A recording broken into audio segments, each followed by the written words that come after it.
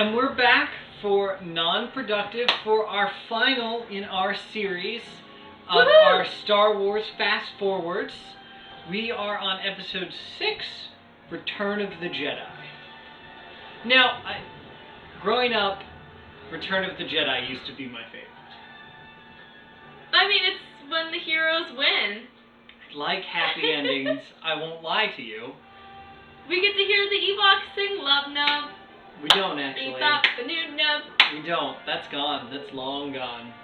It's been gone for like a lot of versions. I don't want to watch this anymore. I don't know why it's gone. Like, it wasn't like anything particularly wrong with it. I know we'll probably talk about it when we see it, so I don't know if I should talk about it now. Alright, well, we'll see. But yeah, so Return of the Jedi was always my favorite. You know, I guess I possibly recognize that Empire is a better film, but I don't know, there's something fun about this film. You know, something enjoyable about there's definitely the climax and the win. It's definitely exciting. I mean, Endor's cool. I mean, the scene at the end on the Death Star, you can't really beat that. Yeah. Well, let us get started. I'm sorry. Okay. We're on the DVD menu right now, like watching it repeat. And it's all these awesome scenes, and it keeps repeating this stupid ending scene where you see the people in the Force and Hayden Christensen's there for some reason. It's just ruining it for me.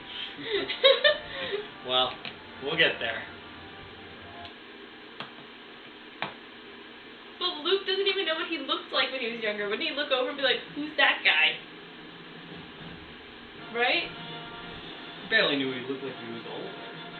No, but in the original one, he's all busted. Yes. Like he had just seen him.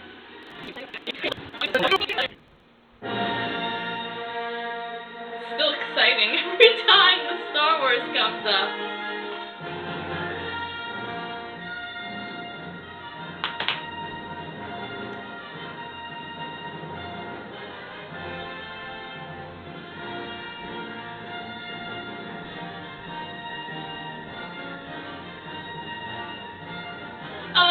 Cool is Luke in this movie? Oh yeah, Luke's the coolest. He's so cool. Like, this is the first time I'm excited by the scroll. All I see is Luke is going to save Han Solo. This is exciting. It's a terrifying thought that the Emperor is not as forgiving as Darth Vader. We haven't really met him yet, but we do know Darth Vader has murdered almost at least one person every scene he's seen in. He didn't murder anybody in that scene. He was being very reserved. Yeah, because the Emperor's coming, and he's worse. As a child, Jabba's palace was like the place to be. See, now that the subtitles are on, we know that he's speaking New TC. When I say hi to you, I'm just gonna say, "They wanna go." Oh no, we're gonna get computer animated lead singer lady for no reason. Yes, we're going to get Jedi rocks. No. I'm sorry, is Jabba the Hutt's language Huttese? Is that what that just said?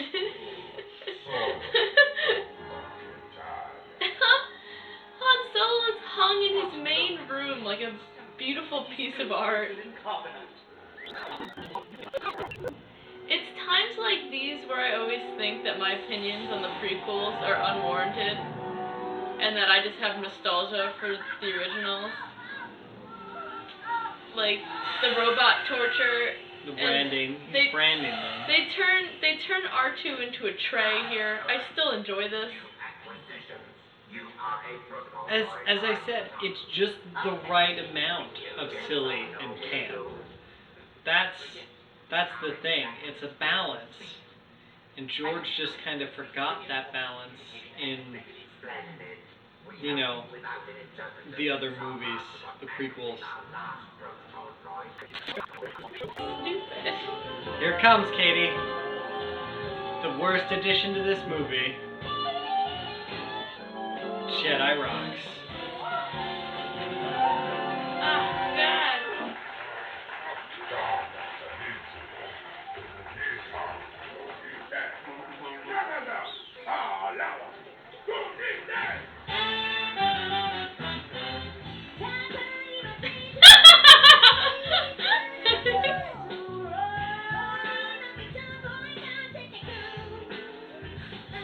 Oh my god. Han Solo's rolling over in his carbonite. You know what kills me is I feel like it takes away from this awesome scene where his slave is choking him.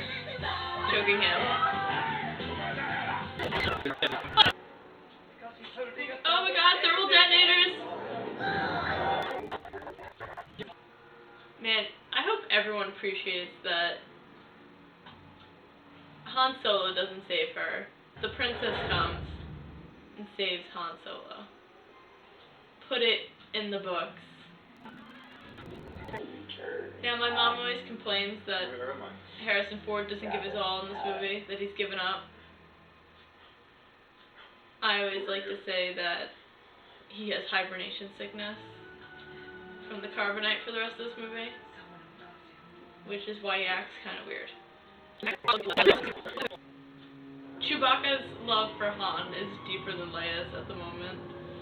Truth. They have something special. Truth. Now, Jabba's clearly old enough to remember the Jedi. You know, he mentions there, he's like, you know, an old Jedi trick. Yeah, he knows the Jedi tricks, and that's why before he laughs, he's like, this kid's no Jedi Knight, and he can just tell, because he's met Jedi Knights. Yeah. Looks like, boy, didn't go quite as well as planned. Like, this is great that this poor man that takes care of the Rancor is so upset. Oh, Han's too blind. He never sees Leia in the Leia slave outfit. Why don't they sell a bar that looks like R2? What is with this slug creature's fetish for other races' women? That's what I want to know. You know why he likes women of other cultures? Because have you seen hut women? They're also slug people. Damn.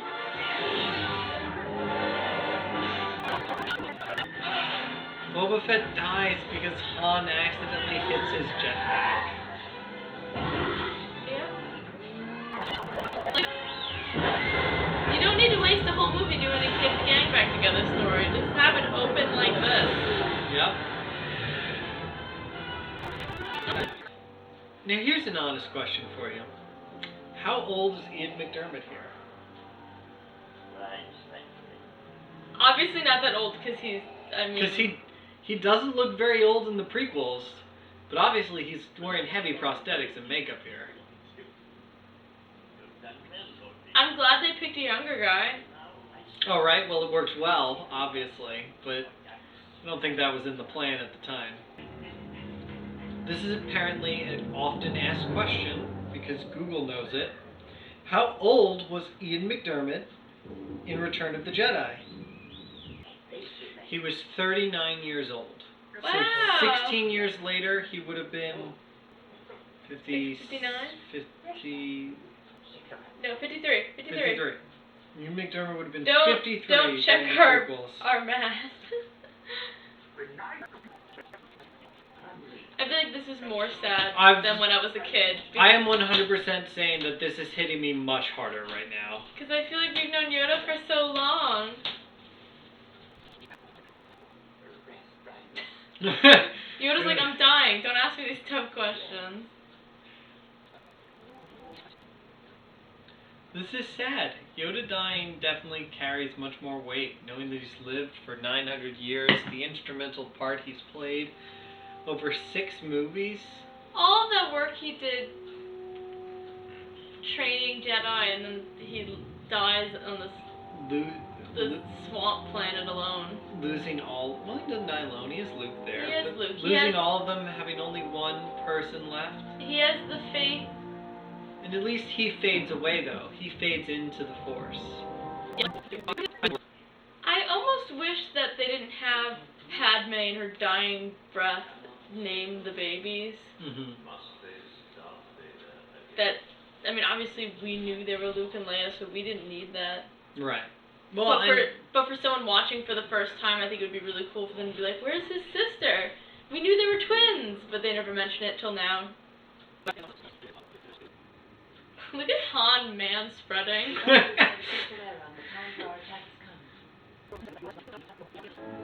Now, Han obviously knew everyone would join his team.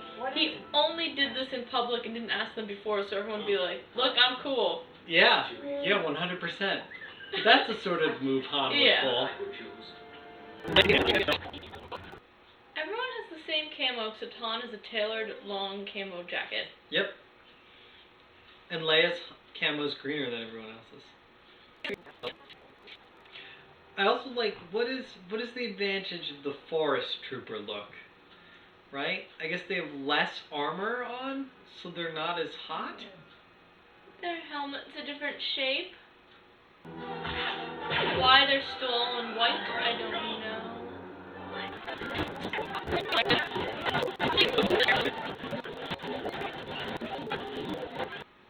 This Ewok thinks he's like a major warrior, and she just sighs when she sees it's him. She's like, "Oh, it's just a tiny teddy bear." So, here's an edit question. How do you feel about the Ewoks blinking? I haven't even noticed. So, the Ewoks blink in the special editions. They did not in the original, because they didn't have So they look less like eyelashes. costumes? Yeah. I feel like his hood is covering his face. I feel like I'll notice more when I see the other Ewoks. Yeah, I mean, I saw him blink once already. Of course, the Ewoks speak Ewokese. They don't even just speak Ewok, they speak Ewokese. Okay, unless the people making the subtitles are just making this up as they go. I feel like I'm getting a new depth to the languages of Star Wars by having the subtitles on. I recommend it for all viewers. See, keep playing. Oh. I see you brought a guest. Yeah, I forgot about him. Bought in Disney World way before Disney bought Star Wars. I like everybody's face.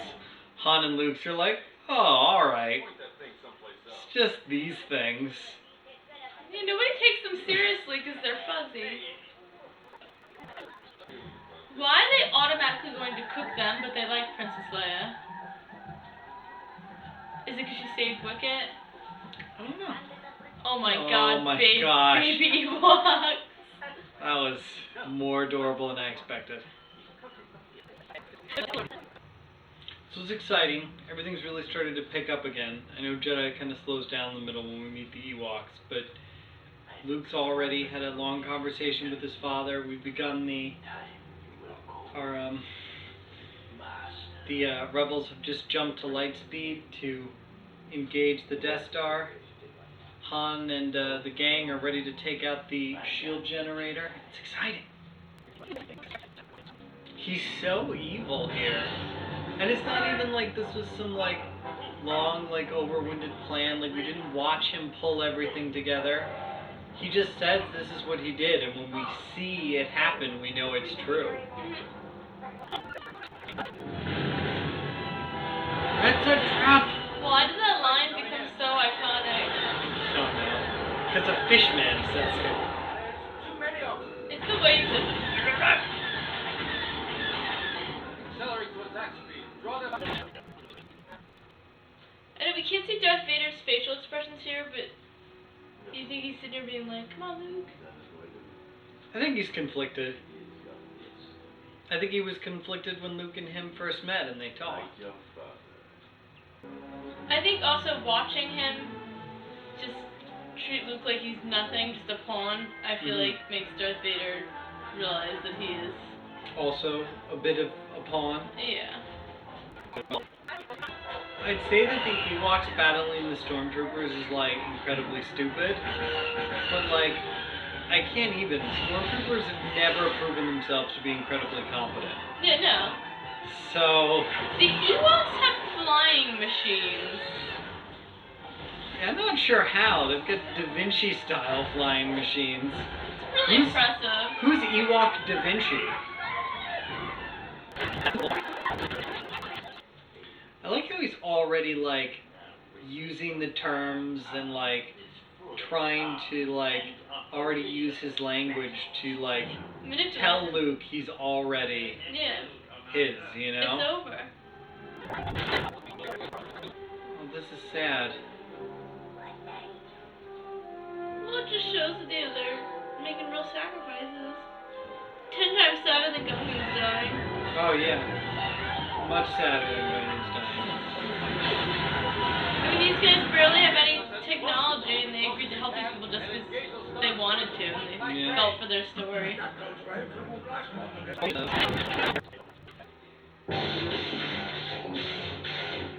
Oh my gosh, this is everything I've wanted. Yeah, it gets to this point where Luke and Darth Vader are having this epic battle, and you don't know if he's giving into the dark side. Where you're over the Ewoks. You're like, please do not go back to the Ewoks. We need to see this. Luke panics when he thinks he's endangered Leia. Yeah.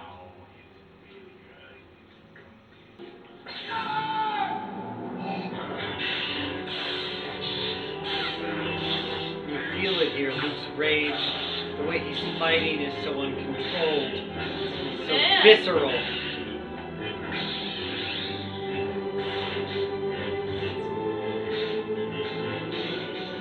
He threatens the only family he's ever known.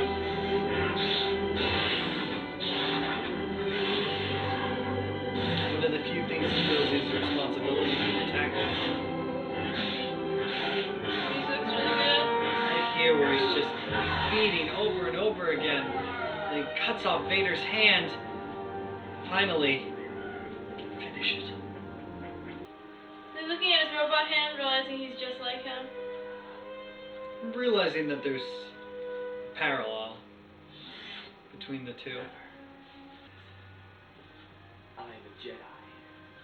Like my father before me. I always thought that line's so cool. I just like how annoyed the Emperor is. Come on, Darth Vader.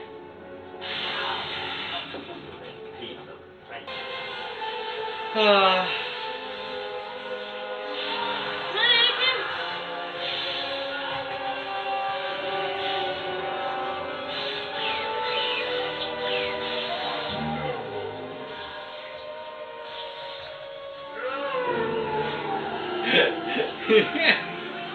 can't do it! The prequels ruined the no. Well, the no wasn't there in the originals. He just picks him up and he throws him. I forgot they added the no to relate back to the no and the. Oh, that makes it worse. I forgot. It breaks all the tension in this wonderful moment.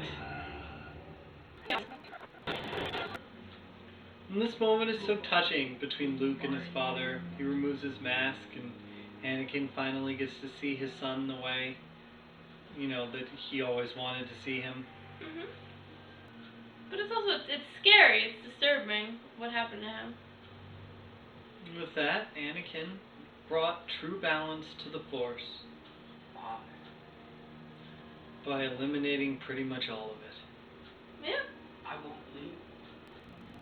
Oh, thank goodness the Falcon is the fastest ship in the fleet. Yeah. Yeehaw! Han's like, what? Was I supposed to know this? You say this so matter-of-factly. Was there a memo I missed? Didn't we meet at the same time? That is really confused. Aren't you a princess and he was poor? I don't... Well, from different places? You know what? Let's make out.